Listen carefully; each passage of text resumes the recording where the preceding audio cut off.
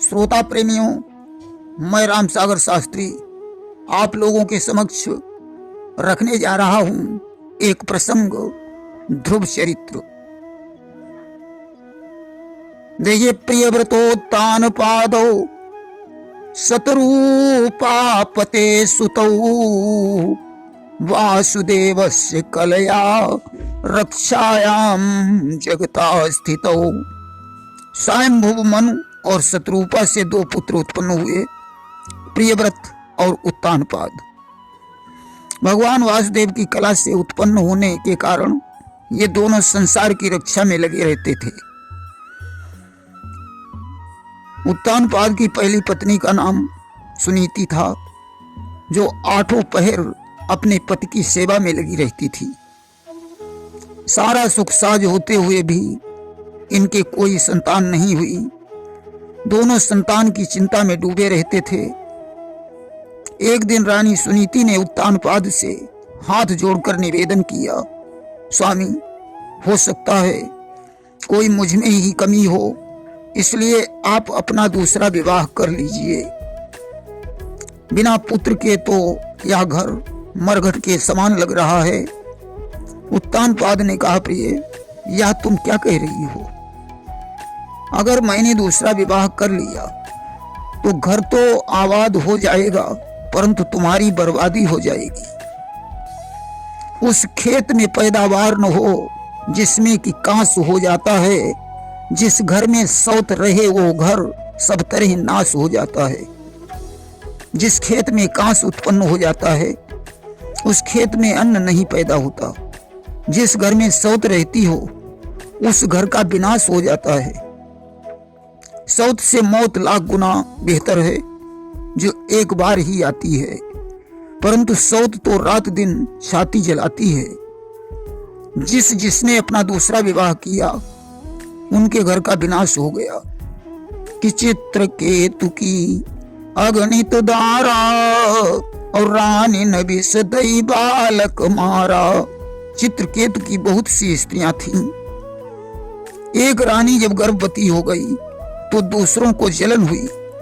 उन्होंने जहर देकर उस बच्चे को मार डाला। सुनीति ने कहा, स्वामी, आप विवाह कर लीजिए। मैं अपनी सौत को छोटी बहन समझूंगी, नम्र भाव रखूंगी। मेरे और उसके बीच कभी झगड़ा नहीं होगा। राजा ने बहुत कुछ समझाया, परंतु सुनीति नहीं मानी। अस्तु राजा मजबूर हो गए और उन्होंने सुरुचि के साथ अपना दूसरा विवाह कर लिया। जिस समय सूरज की डोली दरवाजे पर पहुंची, सुनीति बड़ी प्रसन्न हुई। उसने सुंदर आरती बनाई और कुछ सखियों को साथ में लेकर आरती करने के लिए चल पड़ी। कि बधू आगमन सुना सुनीति, सजवा कर आरती सप्रीति। संग सखी लई गावन हारी, अवाई द्वार मगन मन भारी। अब तो ज्यों सुरुचि ने सुनीति को देखा, उसने राजा से कहा, हे कपटी राजा, तुमने मुझे बहुत बड़ा धोखा दिया। जब तुम्हारे घर में एक रानी थी तो तुमने मेरे साथ विवाह क्यों किया? अब इसी में भलाई है, मेरी डोली को वापस कर दो। कि नहीं हर जन्म भरऊं बरु जाई, और कबहू न करऊं सवती से बुकाई। मैं अपनी सारी जिंदगी नैहर में गुजार दूंगी, परंतु सौत की सेवा नहीं करूंगी। सुनीति ने कहा, नहीं बहन, तुम्हें सेवा करने की जरूरत नहीं है। मैं स्वयं तुम्हारी सेवा करूंगी। मुझे सिर्फ 2 रोटियां चाहिए। तुम्हारे बच्चे की देखभाल करती रहूंगी। सुरुचि ने कहा, राजन, यदि मेरे कोई बच्चा हुआ तो यह गला घोंट कर मार डालेगी। इसलिए मुझे या लौटा दो या यह बातें मंजूर करो। मेरी आंखों के आगे से मेरे कांटे को दूर करो। सुरुचि ने कहा, महाराज, अगर मुझे रखना है तो इसे घर से निकालना पड़ेगा। इसके लिए कहीं खेत में झोपड़ी डलवा दो, जहां यह चिड़ियों और कागों को उड़ाया करे, और रात में इससे पिसना पिसवाया जाए खाने के लिए इसे शेर भर ज्यों रोज दिए जाएं। अब तो महाराज उत्तानपाद चक्कर में पड़ गए। रानी ने पुत्र की कामना से यह सब स्वीकार कर लिया। अस्तु सुरुचि महलों में रहने लगी और सुनीति खेत की रखवाली करने लगी। महलों में सुरुचि सुशोभित है, रुचि के सब साज सजाती है। देवी सुनीति अब खेतों पर चिड़िया और काग उड़ाती है। एक दिन की बात है, महाराज उत्तानपाद शिकार खेलकर लौटे तो उन्होंने राजमहल के दरवाजे बंद देखे। अस्तु वे निराश होकर रानी सुनीति की झोपड़ी में चले गए। रानी ने उनका यथोचित सत्कार किया। उसी रात सुनीति और उत्तानपाद का संसर्ग हुआ। रानी गर्भवती हो गई और 10वें महीने में उसने ध्रुव जैसे पुत्र को जन्म दिया। इधर सुरुचि ने भी उत्तम नामक पुत्र को जन्म दिया। दोनों के घर बालक जन्मे। दोनों की अच्छी सायत है अंतर जो कुछ दोनों में वह अपनी अपनी किस्मत है। दोनों का जन्म अच्छी सायत में हुआ, परंतु किस्मत में बहुत बड़ा अंतर है। एक राजकुमार कहा करके पलने में पाला जाता है, एक दुखिया पुत्र सुलाने को पत्तों पर डाला जाता है। एक तो राजकुमार बनकर पलने में पल रहा है और दूसरा बेचारा पत्तों पर सो रहा है। राजा के लिए दोनों पुत्र समान हैं। एकदा सुरचे पुत्र मंक आरोप्य लालन। एक दिन राजा उत्तानपाद सुरुचि के पुत्र उत्तम को गोद में लेकर खिला रहे थे। तभी वहां सुनीति का पुत्र ध्रुव भी पहुंच गया। उसकी इच्छा हुई कि मैं भी पिता की गोद में बैठूं। राजा ने उत्तम को उतार कर ध्रुव को गोद में ले लिया। अब तो सुरुचि को यह व्यवहार सहन नहीं हुआ कि बेटा उत्तम का सुरुचि सह न सकी अपमान। पटक दिया ध्रुव को झटक, बोली त्योरी तान। सुरुचि ने झपट कर ध्रुव को गोदी से छीन कर जमीन पर पटक दिया और बोली, तू दासी का पुत्र होकर राजकुमार की समता कर रहा है। अगर इस गोदी में बैठने की इतनी इच्छा रखता है तो पूर्व जन्म में कोई तपस्या की होती जिससे तू राजकुमार बनकर मेरी कोख से उत्पन्न हुआ होता। अब तो ध्रुव के हृदय पर बहुत बड़ा धक्का लगा। आज ध्रुव विधाता को कोसने लगा कि बोला बड़ भागी है उत्तम, पलता है जो नित पलने में ही अब तलक पला, आगे भी पलेगा पलने में। ध्रुवलाल अभागा है जिसने पलने का प्यार न पाया है। पत्तों पर सोकर ही इसने यह इतना जन्म गमाया है। हे विधनाया ही करना था तो क्यों उपजाया था तूने। क्या इसी मृतक से जीवन में जग में जन्माया था तूने। पैदा ही यदि करना था तो उत्तम सा भाग्य दिया होता, अन्यथा अभागे के बदले पत्थर उत्पन्न किया होता। हे विधाता, तूने अगर मुझे जन्म दिया था तो उत्तम जैसा भाग्य भी देता, अन्यथा मेरी माँ की कोख से पत्थर उत्पन्न कर देता। कि धिक्कार इस तरह ही जीने में जिस जीवन में कुछ सार नहीं। ठाकुर जी की प्रतिमा होते पूजा का है अधिकार नहीं। ऐसे निस्सार जीवन से तो यही अच्छा था कि संसार में मेरा जन्म ही नहीं हुआ होता। व्यास लिखते हैं कि मातु सपत्न्या सदरुक्ति विद्धा स्वसन रुषा दंडहतो यथा हि त्वामि संतं पितरं सन्नवाचम् जगाम मातु प्ररुदन सकासम। जैसे डंडे की चोट से सांप फुंकार मारने लगता है, उसी प्रकार सौतेली मां के कठोर वचनों से ध्रुव घायल होकर लंबी लंबी सांसें लेने लगा। उत्तानपाद चुपचाप ये सब देखते रहे, मुंह से एक भी शब्द नहीं बोले। तब पिता को छोड़कर ध्रुव रोता हुआ अपनी माता सुनीति के पास पहुंचा।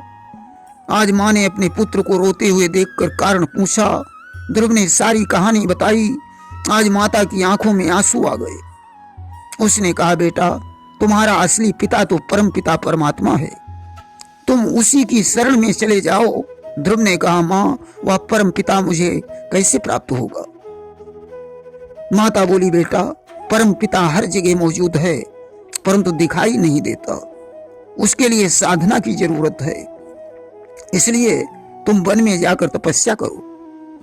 आज ध्रुव माता के चरणों में प्रणाम करके जंगल के लिए चल देता है। अब तो सुनीति ममता में डूब गई, पुत्र को हृदय से लगाकर बोली, बेटा, तुम्हें कहीं जाने की जरूरत नहीं है, परमात्मा सहज में नहीं मिलता। भोजन लेकर आई, पुत्र भोजन कर लो। ध्रुव ने कहा, नहीं मां, अब तो मैं बिना परमात्मा से मिले भोजन नहीं कर सकता हूं। आज वो 5 वर्ष का बालक जंगल की तरफ चल दिया। उत्तानपाद ने एक सेवक को भेजकर ध्रुव से कहलवाया कि पुत्र घर लौट जाओ, तुम्हारी मां को शेर भर के बजाय 2 शेर ज्यों दिए जाएंगे। अब तो ध्रुव ने विचार किया, बारे परमात्मा, अभी तो मैं 2 ही कदम चल पाया, शेर भर का दूना हो गया। अब तो मैं जरूर तुम्हारे पास आऊंगा कि जाने कियो शेर ते दूना और ताके भवन और का सूना। जब ध्रुव जंगल के सन्निकट पहुंच रहा था, उसी समय देवर्षि नारद आ गए। उन्होंने पहले ध्रुव की परीक्षा ली। बोले, बेटा, जंगल में शेर चीते तुम्हें खा जाएंगे, इसलिए घर लौट जाओ। ध्रुव ने कहा, बाबा, इससे अच्छा और क्या होगा, यह शरीर किसी के काम में आ जाए। दृढ़ प्रतिज्ञ समझकर नारद जी कहने लगे कि जनन्या भीता पंथा सबई निःश्रेयसस्यते भगवान वासुदेवस्तम भजहत प्रवणात्मना। बेटा, तुम्हारी माता सुनीति ने जो कुछ बताया है वही तुम्हारे लिए परम कल्याण का मार्ग है। भगवान वासुदेव ही वो उपाय हैं, इसलिए तुम चित्त लगाकर उन्हीं का भजन करो। यमुना के तट पर मधुवन में ओम नमो भगवते वासुदेवाय इस 12 अक्षर मंत्र का जाप करो, तुम्हारी भेंट परमात्मा से हो जाएगी। सत्य कहा गया है, वही पुत्रवती युवती है जिसका पुत्र भगवान का भक्त हो। गोस्वामी तुलसीदास जी ने लिखा है कि पुत्रवती युवती जग सोई और रघुपति भगत जासु सुत होई। देखिए, लोग कहते हैं कि भगवान अच्छे आचरण से मिलते हैं, तो व्याध का क्या आचरण था? लोग कहते हैं विद्यावान को भगवान मिलते हैं, तो गजेंद्र के पास क्या विद्या थी? लोग कहते हैं अच्छी जाति वाले को भगवान मिलते हैं, तो विदुर की क्या जाति थी? लोग कहते हैं बलवान को भगवान मिलते हैं, तो उग्रसेन के पास क्या पौरुष था? लोग कहते हैं सुंदर होने से भगवान मिलते हैं, तो कुब्जा की क्या सुंदरता थी? लोग कहते हैं जिसके पास धन होता है उससे भगवान मिलते हैं, तो सुदामा के पास कितना धन था? लोग कहते हैं कि रोज स्नान करने से भगवान मिलते हैं, तो ग्वाल वाल कितना स्नान करते थे? भगवान गुण नहीं देखते, भगवान को भक्ति प्रिय है, भगवान के लिए निर्मल मन चाहिए। आज ध्रुव मधुवन में जाकर तपस्या करने लगा। जब ध्रुव ने प्राण वायु खींची तो संसार की वायु रुक गई, सारा ब्रह्मांड हिल गया, त्रिभुवन पत्तों की तरह हिलने लगे। देवता भगवान विष्णु के पास पहुंचे। भगवान ने कहा, मेरा भक्त तपस्या कर रहा है। देवताओं ने कहा, प्रभु आप अतिशीघ्र उसे अपना दर्शन दीजिए, अन्यथा प्रलय हो जाएगी। कि नैवं विदामो भगवन प्राण रोधम चराचरस्याखिल सत्वधाम्ना विधेयि तन्नो ब्रजिनाद मोक्षम प्राप्ता वयम त्वाम शरणम शरणम। प्रभु सभी प्राणियों के प्राण एक साथ रुक गए हैं, ऐसा पहले कभी नहीं हुआ। आप शरणागतों की रक्षा करने वाले हैं, इसलिए हम लोगों को दुख से विमुक्त कीजिए। आज देवताओं को अभयदान देकर भगवान ध्रुव के सामने प्रकट हो गए। भगवान ने ध्रुव से बार बार कहा, पुत्र अपनी आंखें खोलो, परंतु भगवान तो उसके हृदय में विराजमान थे। ध्रुव आंखें बंद किए हुए उनका दर्शन कर रहा था। आज तो भगवान ने उसके हृदय से अपनी मूर्ति गायब कर दी और एक कदम आगे बढ़कर पृथ्वी पर धीमी सी ठोकर मारी। ध्रुव ने अपनी दोनों आंखें खोल दी। आज उसने भगवान को देखा, परंतु 5 वर्ष का बालक भगवान की क्या ये स्तुति करे। कृतांजलिं ब्रह्ममयेन कंबुना पस्पर्श बालम कृपया कपोले। आज तो भगवान ने कृपा पूर्वक अपने वेदमय शंख को उसके गाल से छुआ दिया। आज ध्रुव भगवान की स्तुति करने लगा। योऽन्तः प्रविश्य मम वाचमिमां प्रसुप्तां संजीवयत्यखिल शक्तिधरा सुधाम्ना अन्यांश हस्तचरण श्रवणत्तो गादीन् प्राणान् नमो भगवते पुरुषाय तुभ्यम। हे प्रभु, आप सर्वशक्तिमान हैं। आप ही मेरे अंतःकरण में प्रवेश करके अपने तेज से मेरी इस सोई हुई वाणी को सजीव करते हैं तथा इंद्रियों एवं प्राणों को भी चेतना देते हैं। मैं आप अंतर्यामी भगवान को प्रणाम करता हूँ। भगवान ने ध्रुव से कहा, वत्स मुझसे कोई वरदान मांग लो। ध्रुव ने कहा, प्रभु जब आपने वत्स कहकर मुझे पुकारा है तो मुझे कुछ मांगने की जरूरत ही नहीं है। भगवान बोले, जाओ पुत्र, मैंने पिता का सिंहासन तुम्हें समर्पित किया है कि सुख भोग सहित 36 वर्ष ध्रुवलोक तुम्हें मिल जाएगा। जब तक जीवन है जीवन में कोई भी कष्ट न आएगा। 36,000 वर्ष तक सुख भोग कर तुम्हें ध्रुवलोक प्राप्त हो जाएगा। अस्तु ध्रुव वापस लौट आए। पिता ने ध्रुव को तरुण जानकर सिंहासन दे दिया और वन में जाकर तपस्या करने लगे। ध्रुव ने बड़ी अच्छी तरह से शासन चलाया। अप्रजापतेर दुहितरम शिशुमारस्य वै ध्रुवः उपये में भ्रमिं नाम तत्सुतौ कल्पवत्सरौ। ध्रुव ने प्रजापति शिशुमार की पुत्री भ्रमी के साथ विवाह किया। उनके कल्प और वत्सर नाम के 2 पुत्र हुए। ध्रुव ने दूसरा विवाह वायु की पुत्री इला से किया, जिससे उत्कल नाम का पुत्र उत्पन्न हुआ। ध्रुव के शासन का भार उत्तम के ऊपर ध्रुव शासन का भार उत्तम के ऊपर छोड़े हुए थे। एक दिन शिकार खेलने के लिए उत्तम हिमालय पर्वत पर गया, जहां यक्षों ने उसे मार डाला। उसकी मृत्यु से दुखी होकर माता भी मर गई। ध्रुवो भ्रातृवधं श्रुत्वा कोपामर्ष सुचर्पितः जैत्रं चन्दनं मास्थाय गतः पुण्यजनालयम्। ध्रुव ने जब भाई के मारे जाने का समाचार सुना तो वे क्रोध, शोक और उद्वेग में भर गए। विजयप्रद रथ पर सवार होकर यक्षों के देश में पहुंचे। ध्रुव ने 1,30,000 यक्षों को मार डाला। अब तो हाहाकार मच गया। कुबेर ने ध्रुव का सामना किया। दोनों ने अपने अपने धनुष पर ब्रह्मास्त्र चढ़ाया। अब तो ब्रह्मा जी चिंता में डूब गए।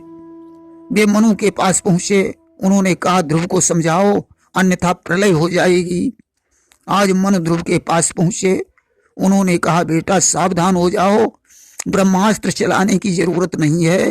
तुम दोनों के ऊपर कोई आंच नहीं आएगी, परंतु ब्रह्मास्त्र की ज्वाला से संसार नष्ट हो जाएगा। उत्तम को यक्षों ने मारा, तुमने उसकी सेना का संहार कर दिया। 1,30,000 यक्षों का संहार हो चुका है।